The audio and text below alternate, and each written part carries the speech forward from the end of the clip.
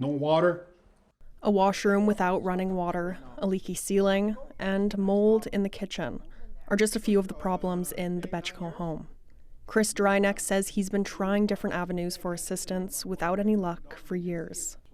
Dryneck is legally blind and on disability, which rules out options like do-it-yourself repairs. He says finding a way to solve the home issues are even more urgent now. His 14-year-old daughter underwent spinal surgery in January, and medical professionals wrote letters laying out the need for her to have access to proper facilities at home. That includes a washroom that is suitable while she recovers.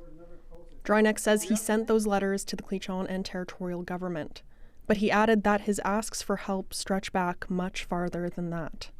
Over the past 10 years, he says he's been in contact with both entities, but he says no meaningful work on the home has come from those conversations.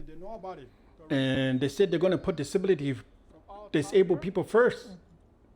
I always hear them say that on radio, on news, and I'm disabled. I'm blind. I'm legally blind. My daughter's disabled, and nobody's looking at us. Nobody's doing anything. Nobody is coming. Nobody is answering our phone calls, and our house is getting worse. He inherited the home from his mother when she died, but paperwork issues surrounding that are another problem. Proof of home ownership is one of the requirements to access housing N.W.T repair programs. His application was denied for those programs in 2020.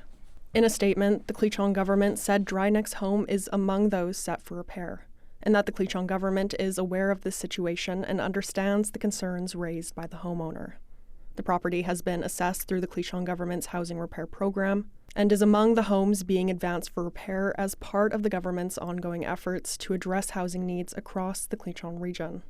The statement adds that work is slated to happen this fall, subject to contractor availability and final project planning. But Dryneck says he's heard promises of repairs coming soon for years, and has become hopeless that they will follow through. Jocelyn Shepel, CBC News, Yellowknife.